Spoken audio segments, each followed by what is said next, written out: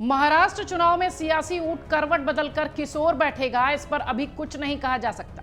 Seat बंटवारे से लेकर उम्मीदवारों तक का चयन सभी पार्टियां अपनी अपनी चाल को फूंक फूंक कर रखते हुए चल रही हैं। इसके पीछे की वजह यह भी है कि कहीं उनकी एक गलती का फायदा सामने वाली पार्टी न उठा ले, इसका ध्यान रखते हुए दोनों ही खेमा फूंक फूंक कर कदम रख रहा है।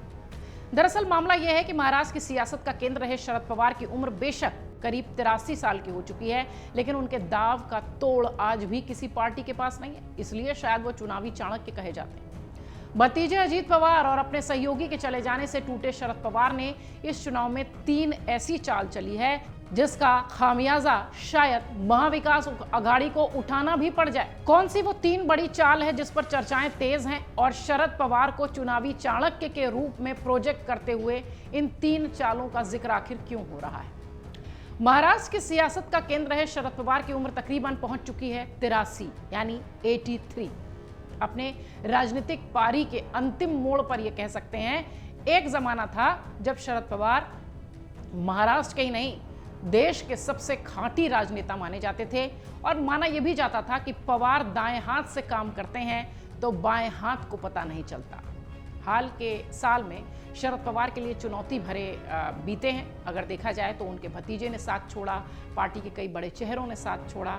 भतीजे की बगावत, करीबी नेता आधिकारिक तौर पर सिंबल पार्टी का चला गया।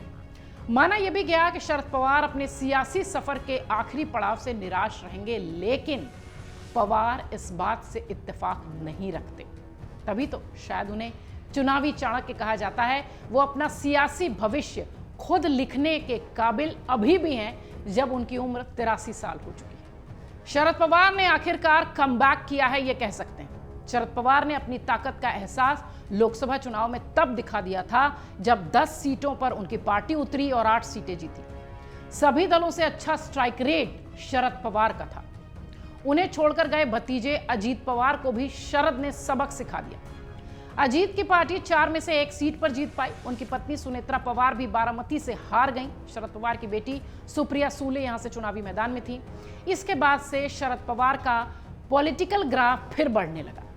आपको बता दें, महाराष्ट्र में विधानसभा चुनाव की बिसात बिछ चुकी है और शरद पवार की महाविकास अघाड़ी के सबसे सीनियर लीडर होने के नाते एक चुनावी चौसर भी वो मोहरे के रूप में सेट कर रहे हैं। बीजेपी और अजीत पवार उनकी चाल का तोड़ नहीं खोज पाएंगे, ऐसा राजनीतिक पंडित कह रहे हैं। कहा यह जा रहा है कि सियासत का असली चाणक्य एक बार फिर कमबैक कर चुका है।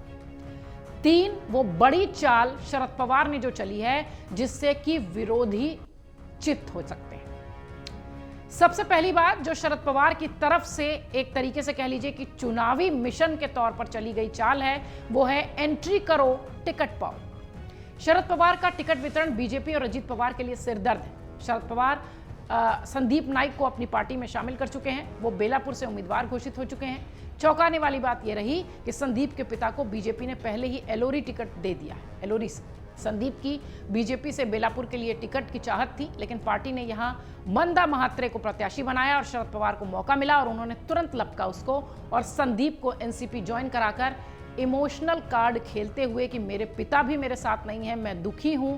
पवार ने बीजेपी का दरवाजा खटखटाने की ये जो इस तरीके की बात थी वो भी सामने रखी और इन्हें पार्टी में शामिल कराकर इन्हें टिकट दे दिया।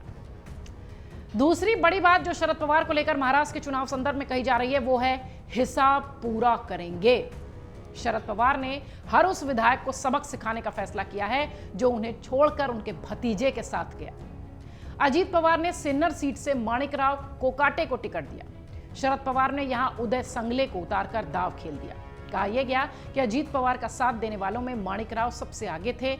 इससे पहले पवार समरजीत सिंह घाटके और हर्षवर्धन पाटिल को पार्टी में लेकर आए थे और अजीत पवार की पार्टी ने यहां तक कह दिया कि शरद पवार की पार्टी बीजेपी की बी टीम हो जाएगी। यानी शरद पवार का ये जो दाव है ये वाकई में अजीत पवार और खासतौर से महायुति की अगर बात करें तो उनके लिए परेशानी का सबब है। तीसरी बड़ी बात जो शरद पवार के लिए फिलहाल चुनावी चाणक्य के तौर पर कही जा रही है वो है बड़े दिल वाले। एमवीए के संस्थापक के तौर पर शरद पवार ने कांग्रेस और शिवसेना के बीच समन्वय स्थापित करने का काम किया है।